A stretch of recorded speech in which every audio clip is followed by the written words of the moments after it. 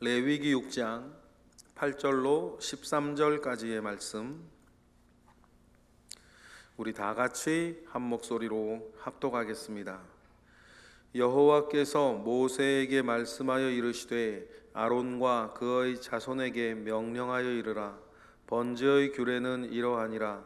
번제물은 아침까지 제단 위에 있는 석쇠 위에 두고 제단의 불이 그 위에서 꺼지지 않게 할 것이요, 제사장은 긴 세마포 긴 옷을 입고 세마포 속바지로 하체를 가리고 제단 위에서 불태운 번제의 재를 가져다가 제단 곁에 두고 그 옷을 벗고 다른 옷을 입고 그 재를 진영 바깥 정결한 곳으로 가져갈 것이요, 제단 위의 불은 항상 피워 꺼지지 않게 할지니 제사장은 아침마다 나무를 그 위에서 태우고 번제물을 그 위에 버려놓고 화목제의 기름을 그 위에 불사를 치며 불은 끊임이 없이 제단 위에 피워 꺼지지 않게 할지니라. 아멘.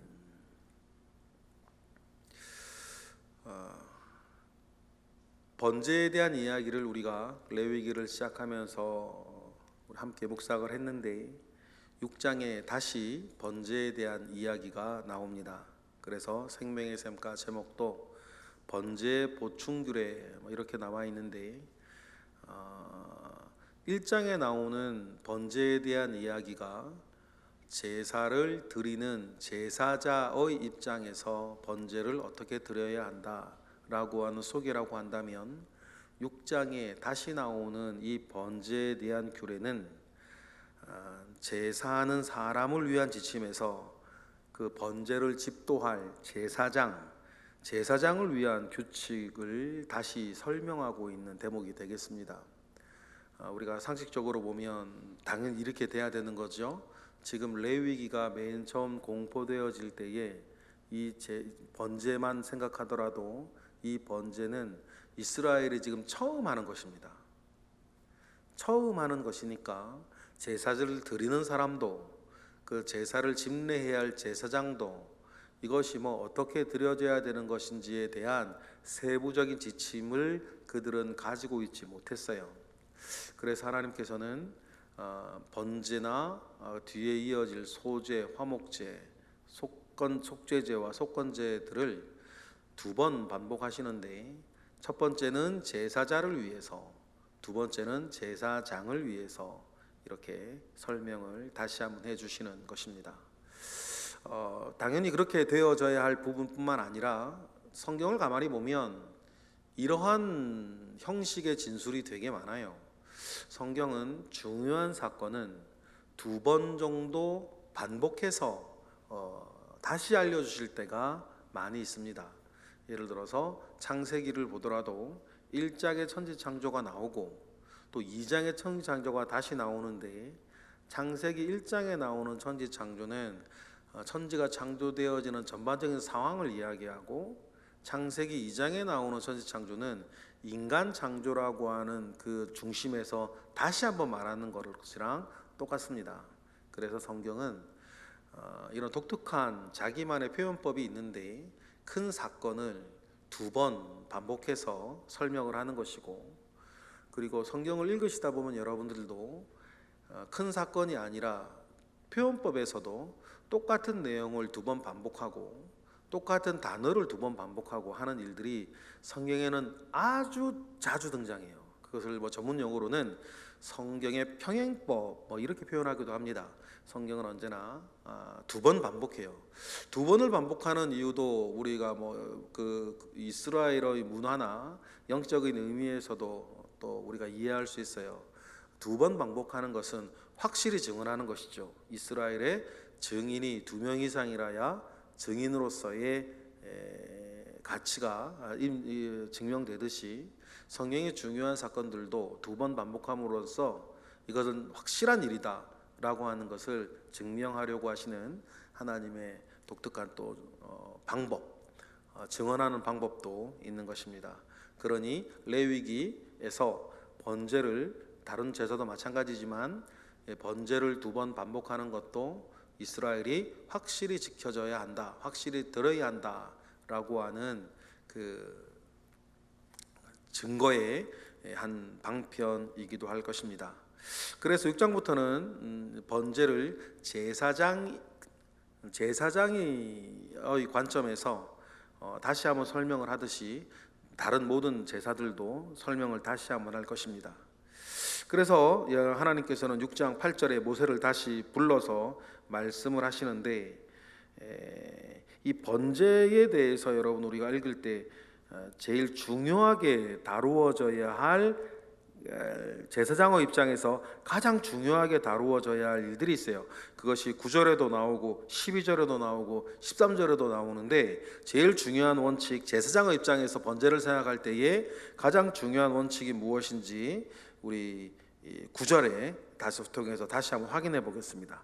9절 읽어보겠습니다. 시작. 아론과 그의 자손에게 명령하여 이르라.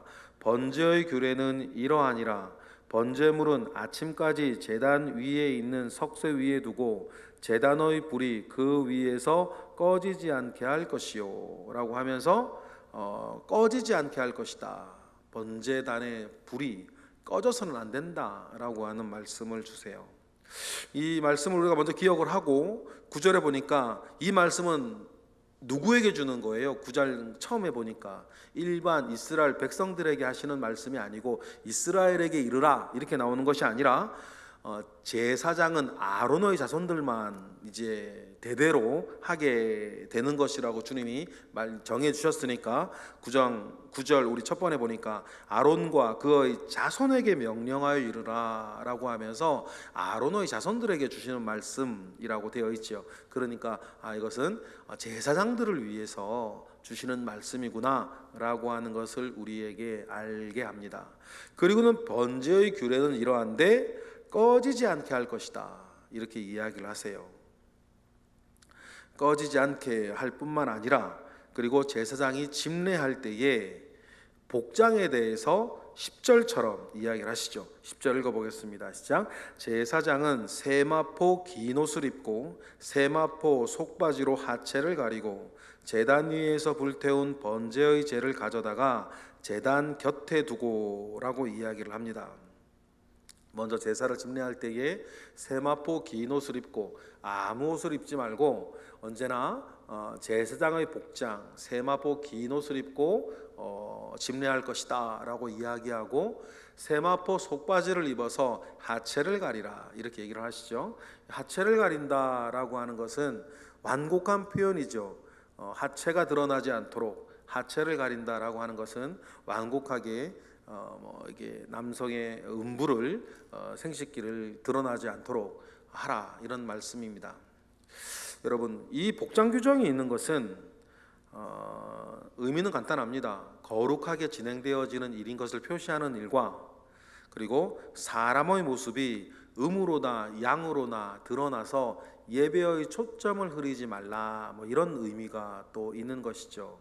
제사를 드리는데, 제사를 드릴 때 여러분 우리처럼 얌전하게 앉아서 예배 드리는 것이 아니라 짐승을 잡는 그 제사를 이렇게 드리려면 활동도 많아야 되고 움직임도 많고 하게 되는데, 그때 여러분 아무 옷을 입으면 안 되는 건 당연한 것이지만, 또 하체를 가리는 것은 그런 움직임이 활발할 때에 사람의 어떤 모습들이 드러나서 지금 드려지는 제사에 집중되어져야 하는데 집중되어지지 못하고 여러 다른 일들을, 다른 사람의 모습들이 드러나서 하나님께 온전히 집중되어져야 할 예배를 흐트리지 말고 관심도를 떨어뜨리지 말고 오직 하나님께 또 드려지는 제사에 집중하게 하시는 하나님의 뜻이 있어요. 제사와 관련되어져서 이런 복장 규정들이나 하체가 드러나지 않도록 하는 것들은 여러분 굉장히 자주 등장하는 내용들입니다. 그러면 여러분 우리가 예배드리러 나와서도 우리 옷차림들 이렇게 신경을 써야 되는 것이죠. 나의 옷차림들이나 장신구들이나 여러 가지 것들이 다른 사람들의 시선을 지나치게 끌어서 예배의 초점을 흐리게 하지 않는 게 중요해요. 우리가 가장 깨끗하고 가지고 가장 좋은 옷을 입고 예배를 나오는 것 당연하고, 그런데 그 과정에서 너무 이렇게 화려하거나 또 너무 또 야하거나 너무 이렇게 눈에 튀는 옷들을 우리가 입어서 예배를 드리는 모든 사람들의 시선을 끌지 않도록 하는 것도 중요합니다. 왜냐하면 예배는 나의 다른 어떤 것이 아니라 하나님 한 분의 어떤 하나님 한 분만 집중되어지고 하나님 한 분만 영광을 받으셔야 하는 것을 우리 기억을 하고, 우리의 사람의 모습이 너무 드러나지 아니하도록 하는 것도 예배에서 중요하고, 그런 의미에서 이제 단위에 올라 있는 목회자나 아니면 사회자가 자기의 너무 개인적인 모습들이나 자기의 어떤 여러 가지 다른 것들을 자꾸 이게 드러내면서 하나님의 영광 받으시는 것이 아니라 자기가 박수 받고 자기가 영광 받는 일들을 단에서는 하지 않는 게 중요해요. 왜냐하면 이유는 한 가지입니다. 오직 하나님께 집중하고 영광은 하나님께, 박수는 하나님께, 이런 그런 원칙들을 지켜 나가는 것이 굉장히 중요합니다. 그러니 여러분, 우리 모두가 예배할 때에는 오직 하나님 아버지, 우리의 예배를 받으시는 하나님 아버지와 우리의 이름이 되시는 예수 그리스도, 그분만 드러나기를 원하고, 또 모든 예배를 주관하시는 성령이 우리를 온전히 인도하시도록 성부 하나님과 성자 예수님과 또 성령님께 집중되어질 수 있도록 우리의 모든 것들을 여러분 이렇게 배려하고 힘쓰는 것이 예배에서는 가장 중요하다라고 하는 것들을 여러분 기억하셔야 될 것 같습니다. 그리고는 12절 13절에도 제사장들을 위한 번제의 보충기로 해서 절대 빠지지 않는 것이 반복해서 두 번 또 나오죠. 그래서 12절 13절을 읽어보니까 이렇게 읽어보겠습니다. 시작. 제단 위의 불은 항상 피워 꺼지지 않게 할지니 제사장은 아침마다 나무를 그 위에 태우고 번제물을 그 위에 버려놓고 화목지의 기름을 그 위에 불사를 지며 불은 끊임없이 제단 위에 피워 꺼지지 않게 할지니라. 그렇게 하여서 여러분, 제사장들에게 늘 기억하게 하는 것은 제단의 번제물을 태울 제단의 불이 언제나 꺼지지 않도록 해야 한다라고 하는 것, 여러분 기억해야 할 것입니다. 꺼지지 않도록 해야 되는 인간적인 이유는 불을 피운다는 것은 지금 우리들처럼 옛날에는 간단한 일은 아니었어요. 우리나라도 조선시대나 고려시대 보면 안방마님이라 그러죠. 안방마님의 가장 큰 역할은 뭐냐면 자기의 화롯불을 늘 지키는 것이었어요. 불 꺼트리면 조선시대 큰일 나는 것입니다. 큰일 나는 일이었어요. 그래서 언제나 안방마님의 방 안에 화토불을 늘 피워놓고 늘 그 불을 꺼트리지 아니하여야 그 불이 나중에 그 불을 받아다가 나중에 계속해서 음식도 만들고 하는데, 만약에 그 불이 꺼트려져 버리면 지금처럼 라이터가 있는 것도 아니고 성냥이 있는 것도 아닌 시대에서는 그 집안에 불이 꺼지면 큰일 나는 일이었죠. 그런 것처럼 여러분, 출애굽 시대 당시에 이스라엘에서도 라이터가 있는 것도 아니고 성냥도 있는 것이 아니니까 불을 새로 피우려고 하면 큰 수고가 들어가는 거죠.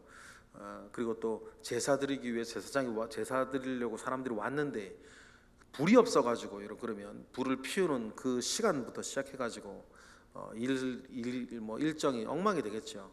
그런 어떤 인간적인 이유도 있고, 이거보다 더 큰 이유는 뭐냐면 번제단의 그 제단 위에 불을 꺼트리지 않는다라고 하는 이 굉장히 중요한 영적인 원칙을 또 우리 하나는 또 다시 확인해야 됩니다. 이게 뭘 말하는 것입니까? 끊어지지 아니할 예배를 말해요. 끊어지지 않는 예배를, 끊어져서는 안 되는 예배를 상징하는 것입니다. 지속적으로 속죄의 예배를 강조하는 것이고, 지속적으로 우리가 하나님 아버지 앞에 예배드릴 것에 대해서 이야기하는 것입니다. 그러니 불을 절대 꺼뜨리지 마라라고 하는 것은 끊이지 않는 예배, 우리가 절대로 예배를 끊어서는 안 되고 계속해서 예배를 드려야 되는 것을 상징하고, 그 예배는 늘 언제나 속죄와 화목을 향하여서 나아가는 것을 강조해요. 그리고 끊어지지 않는 이 불은 또 하나님이 함께 하시는, 언제나 하나님이 함께 하신다는 것을 상징하는 것입니다. 그래서 이 일을 위해서 제사장들은 이 번제를 아침과 저녁, 매일매일 아침과 저녁에 드려야 했습니다.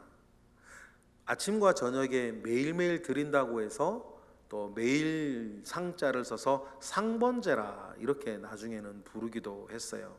그러니 여러분, 어제도 말씀드린 것처럼 새벽 제단을 쌓는 여러분들은 매일매일 내가 상번제를 주님 앞에 드리고 있다라고 하는 그 사실들을 늘 기억하셨으면 좋겠습니다. 그래서 우리가 늘 매일 나의 예배, 나의 기도를 끊이지 않고 꺼트리지 아니하고 새벽 제단을 쌓는 것으로 우리는 늘 성전에 모여서 하나님께 예배한다라고 하는 것을 늘 기억을 하시고요. 그 일들을 우리가 일평생 할 수 있는 건강과 일평생 하고 싶은 믿음, 그리고 할 수 있는 장소와 사람들을 늘 우리에게 제공해 주신 하나님을 기억하고 여러분 우리가 살아가기를 원해요. 하고 싶은데 건강이 안 돼서 지금 못하고 계시는 분들 계십니다. 해야 되는데 믿음이 안 돼서 못하시는 분들이 있어요. 또 특별한 경우에는 건강도 있고 믿음도 있는데 함께할 장소와 사람들이 없어서 못하는 분들도 계시는데, 지금 저와 여러분이 오늘도 누리고 있는 축복은 할 수 있는 건강 저와 여러분에게 있고, 해야 되겠다라고 하는 믿음 저와 여러분에게 있고, 또 교회에 나오면 집도하는 목사님이 계시고 함께 앉아 예배하는 새벽 제단을 쌓는 사람들이 함께 있으니, 여러분 이것이 매일매일 우리가 하나님께로부터 받는 은혜와 축복이라는 사실들을 여러분 꼭 기억하시기를 원합니다. 그리고 주님 나 부르실 때까지 이러한 축복을 늘 누리며 살겠다라고 하는 마음도 여러분들 우리는 기억을 할 것입니다. 언제나 1년 된 양을 제물로 드리고, 그리고 또 마지막으로 아침과 저녁으로 상번제를 늘 드리라라고 했으면, 아침에 드리는 번제의 의미가 또 다르고 저녁에 드리는 번제의 의미가 달라요. 그래서 여러분들도 기도하실 때 새벽 기도 때에 우리가 받는 은혜와 드리는 기도가 조금 다르고, 주무시기 전에 저녁에 또 기도하시거나 주무시기 전에 기도할 때에 우리의 기도가 또 달라져요. 당연하죠. 아침에는 속죄와 더불어서 믿음의 고백을 합니다. 그리고 하루를 시작할 때에 속죄와 더불어 믿음의 고백을 하고 오늘 하루를 살아갈 힘을 하나님 아버지 앞에 공급받는 기도를 기초로 해서 기도하시는 거고, 저녁에 기도를 하신다면 역시 속죄의 은혜에다가 감사의 고백을 하는 거예요. 새벽의 기도가 믿음의 고백으로 도움을 청하고, 저녁의 기도는 감사의 고백으로 하나님 아버지 앞에 안식을 요청하는 것이죠.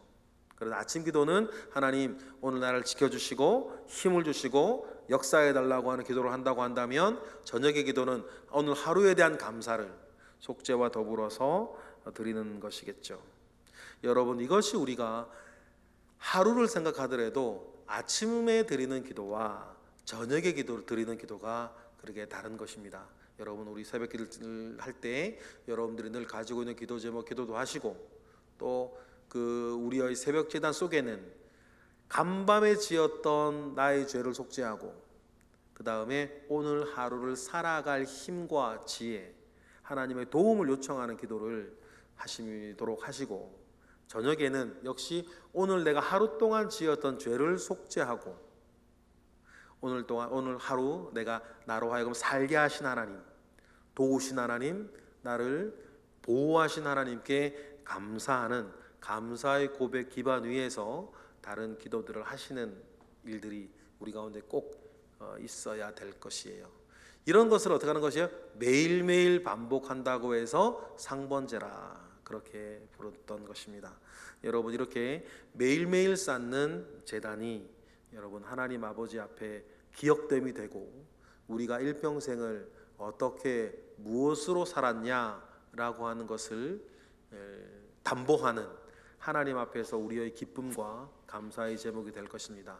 오늘도 그러한 일을 하고 계신 여러분을 축복합니다. 하나님께서 이 순간 하나하나를 다 기억하실 거예요.